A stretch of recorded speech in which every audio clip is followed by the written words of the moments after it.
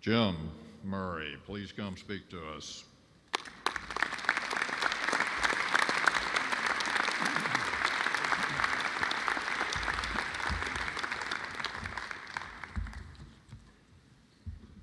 Thank you, President Reevely. It's a great honor to return to this stage on this day, the most inspiring day on the college calendar. Let me tell you a story. It is 1814. A young nation is struggling to survive. Still reeling from a brutal war with an imperialist power, now it's under siege again. In Congress, tempers flare. Many doubt whether this experiment in democracy will survive. On the northern frontier, generals surrender. The enemy advances. The Secretary of State urges for a defensive perimeter around the capital. The Secretary of War vacillates. He's a weak, self-important man. The enemy's war fleet drops anchor. Troops make land. The Secretary of War again ignores urgent defensive advice and then disregards orders from the President. The enemy advances. The situation's dire. Into this unfolding disaster steps the civilian Secretary of State, who, despite no military rank, rounds up a troop of cavalry, mounts the lead horse, and sets off in the direction of the enemy, out to gather intelligence about the pending attack. He is brave, and his reports are accurate, but it's too late. Troops scatter in retreat, citizens flee in panic. The Capitol building, the President's house, all government offices are burned to the ground before the enemy marches away. The President holds a cabinet meeting amongst the smoldering ruins. He listens. His advisors recommend surrender. Exhausted by hundreds of miles in the saddle for days on end, the Secretary of State has heard enough. With clarity and courage, he speaks. If anyone moves towards the enemy, they will be met with the bayonet. Moved by this fierce determination, President Madison adjourns the meeting. The government and citizens rally. The nation lives another day. The Secretary of State remounts his horse and heads north to help defend Baltimore. Within a week, President Madison, realizing that the salvation of the country may depend on this man, names the Secretary of State his new Secretary of War, making it the only time in U.S. history that one man has held both positions simultaneously. I wonder, might we be better off today if occasionally Bob Gates had done the same? Our re-inspired army performs just well enough to win the Battle of Baltimore. The enemy general is killed. The British withdraw, a stalemate. 3 months later, the War of 1812 is ended. The fragile young nation is saved. Who is this striking hero? James Monroe, William and Mary, class of 1776. Here at the college, we pay obeisance to Monroe's legacy. We have Monroe Hall, Monroe Scholars, and even today's James Monroe Prize. But what do we really know about this man? And outside of Williamsburg, who recalls the achievements of this last of America's founding fathers? The Monroe Doctrine? Maybe.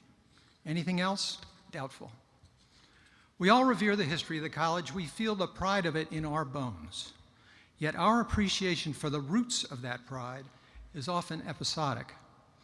Yes, we remember Jefferson, 3 fires at the Wren Building, and maybe the ringing of the bell at the end of the Civil War.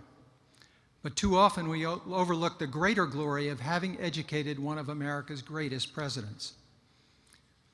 At age 19, while many classmates slept comfortably in their Williamsburg beds, James Monroe was freezing at Valley Forge. A volunteer lieutenant, he advanced across the icy Delaware where, a day ahead of General Washington, he suffered life-threatening wounds at the Battle of Trenton, and he was eventually promoted to colonel. James Monroe went on from the Continental Army to serve in the Virginia House of Delegates, then to the Virginia State Senate. The Senate sent him to represent Virginia in the Continental Congress. If we stop right there, that is a remarkable career of public service. But then, at age 32, Monroe was elected to the United States Senate. Then, U.S. Minister to France. Then, governor of Virginia for the first of 4 eventual terms, then envoy extraordinaire to Paris, from Paris to Madrid and London as U.S. Minister to Spain and to Great Britain, then Secretary of State, and on then, as we now know, to Secretary of War. In 1816, at age 58, James Monroe was elected to the first of 2 terms as the 5th President of the United States. So why is it that today it is not more widely recognized? Why is James Monroe not more widely recognized among the handful of truly great American presidents? Perhaps because Monroe was the only founding father from humble origins. He was not a wealthy aristocratic planter or landed gentry like the 4 founders who preceded him. He was from modest roots. He was the first in his family to attend college. He was raised in a wooden 4-room Westmoreland County farmhouse, and he always considered himself a farmer. Perhaps his youth counted against him. Monroe was 17 and a sophomore at William & Mary when the Declaration of Independence was signed. He was 52 years younger than Benjamin Franklin, 26 years junior to Washington, 23 years behind Adams, 15 behind Jefferson, and 6 behind Monroe. Was he too young? Perhaps Monroe lacked the flair that makes the celebrity. While Washington and Lafayette commanded their attention from horseback, Monroe was a foot soldier. He didn't discover electricity or design iconic buildings. Unlike his friends Patrick Henry and James Madison, he never learned to speak to make the rafters ring. Unlike Jefferson and Madison, he was a stilted writer with poor penmanship who left behind few soaring documents.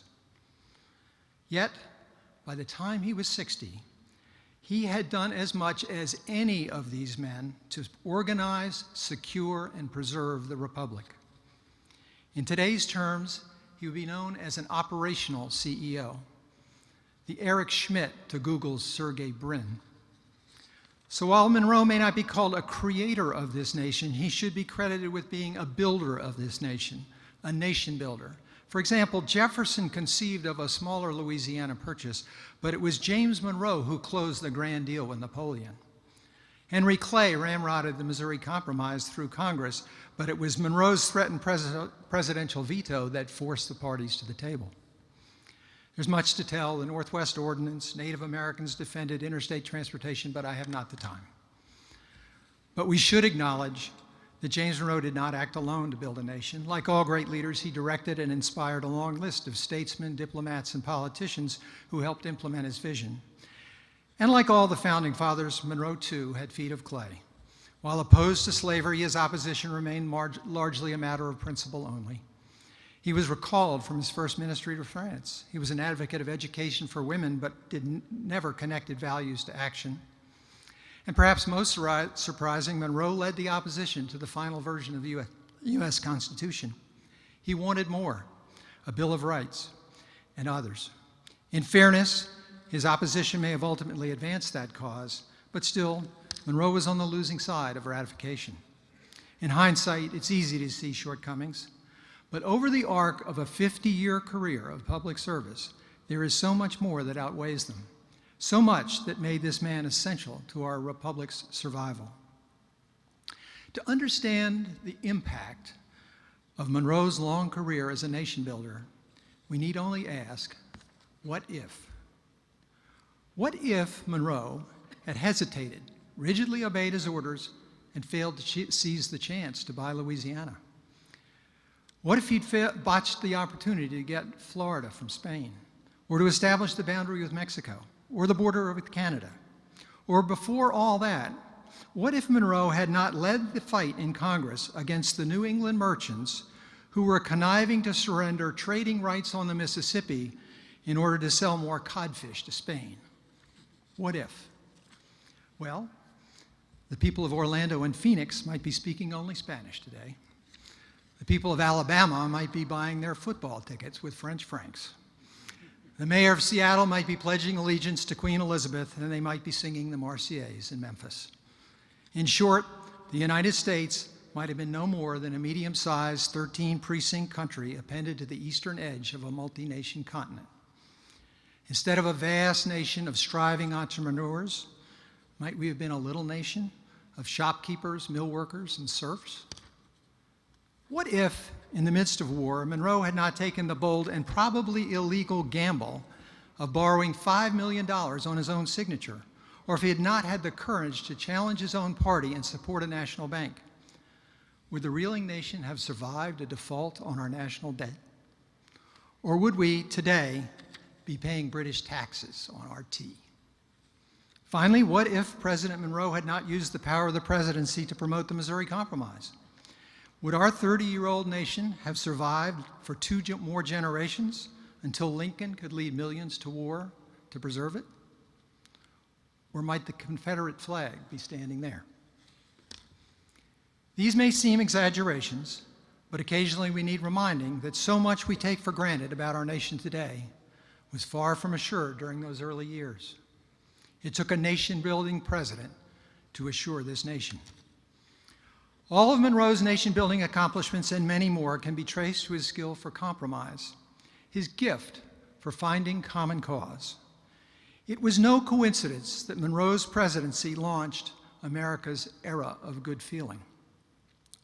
Where did Monroe learn the wisdom to seek common cause, the bravery to lead men in the battlefield, the courage to negotiate with emperors, debate with Henry and Hamilton, confront all of imperialist Europe with the Monroe Doctrine? Where did he learn? Well, it began right here, where he met demanding professors, borrowed books on government and philosophy from Thomas Jefferson, and first met the legal scholar, George Wythe. William and Mary helped make a leader out of this young farmer. Monroe's biographer, Harry Ammon, writes that Monroe was reflective, never rushing to conclusions, but forming them deliberately. He displayed tact, warmth, and patience in human relations. He was a pragmatist, not a dreamer. These are, of course, the attributes of an educated man. The attributes that even today we at William and Mary hope to instill in those who come here, like Monroe, thirsty to learn about the world and to make a difference in the course of human affairs. So now that we know more about the story of James Monroe, how might we work together to further his legacy as a nation builder? There's much work to be done. President and Rector Stottlemyre have some inspired ideas. In fact, the rector has begun by appointing his predecessor, Rector Emeritus Jeff Trammell, to head a working group on a new Monroe revival, and there's more to come. But we may ask, why now? Why is it important today that we revive the memory of this lesson and lessons of one of our greatest? Well, think together about our national political situation. In recent years, we have seen little that we can call success, nationally or internationally. Nationally, we flounder.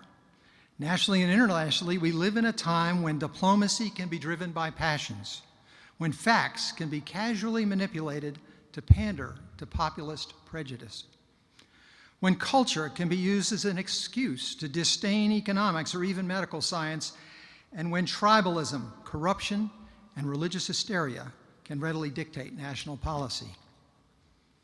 We should ask, where are our leaders? Are there no Monroes, those who put nation ahead of self? We should also ask, where have we the people been? For the tragedy of the last 2 decades has also been about a failure of citizenship. The truth is that without statesman-like leaders like Monroe and active citizens like the William and Mary graduates of the Revolutionary era, we will seek in vain for recovery of national greatness. So now, more than at any time since World War II, America needs Monroe to remind us what leadership looks like. Our task of reviving Monroe's legacy includes investing in our Westwood Outpost. Perhaps not well known to many of you, Monroe's home site near Charlottesville is the only presidential site in America owned by a university. James Monroe's farm, Highland, is important because it stands as a testament to the bonds of friendship and collaboration among Monroe and his fellow Virginia legends, James Madison and Thomas Jefferson. Throughout their lives, Jefferson, Madison, and their younger protege, Monroe, sought each other's company. When Congress first met in Philadelphia, they shared rooms in the same boarding house. Each understood well the strength of the other. Each knew that being just a day's horseback ride away would allow them invaluable opportunities to continue learning, collaborating, and encouraging each other. Today, Highland's proximity to Monticello and Montpelier and to Jefferson's other university offer great promise for the future mission of the college. As we speak, William & Mary plays a vital role in a collaboration that is reviving that classical relationship between Monroe, Madison, and Jefferson. This new enterprise is called the Presidential Precinct. The Presidential Precinct is a collaboration that joins these three presidential sites and two great universities into a powerful partnership. We provide a physical and virtual place where young leaders from around the world can come study what these men, particularly Monroe, accomplished, a place to study nation building. The Presidential Precinct is putting William & Mary and our property at Highland on the world stage. Through the virtual power of the web and the physical power of convening great minds, as Monroe, Madison, and Jefferson once convened, the precinct is becoming known around the world as the place where young leaders gather. They come to learn about democracy, civil society, the rule of law, and the civic and economic institutions that can help make struggling nations successful in a shrinking, interconnected world. William & Mary's future lies not just in residential programs here in Williamsburg, not just with the traditional sage on a stage lecturing to children of privilege from Fairfax County. William & Mary's future lies in taking our place in the global marketplace of ideas with an international audience. Here at the college and through the Presidential Precinct, we and Monroe have much to teach the world about building successful nations, about nation building. In 1798, Monroe wrote to St. George Tucker about his alma mater. These are his words. William & Mary reared the youth who had the firmness and virtue sufficient to stem the current which threatened our liberties. If I were to compose an oration and deliver it to a public festival, it would be in favor of our alma mater and the noble effort her offspring has lately made in defense of the holy cause of mankind. Today, 217 years after Monroe wrote those words, William & Mary must forge its place in the shrinking, interconnected world where the threat to liberty is great, immeasurably dispersed, and instantaneous. We must send forth our graduates, using James Monroe as our model, to, in his words, defend the holy cause of mankind. Thank you.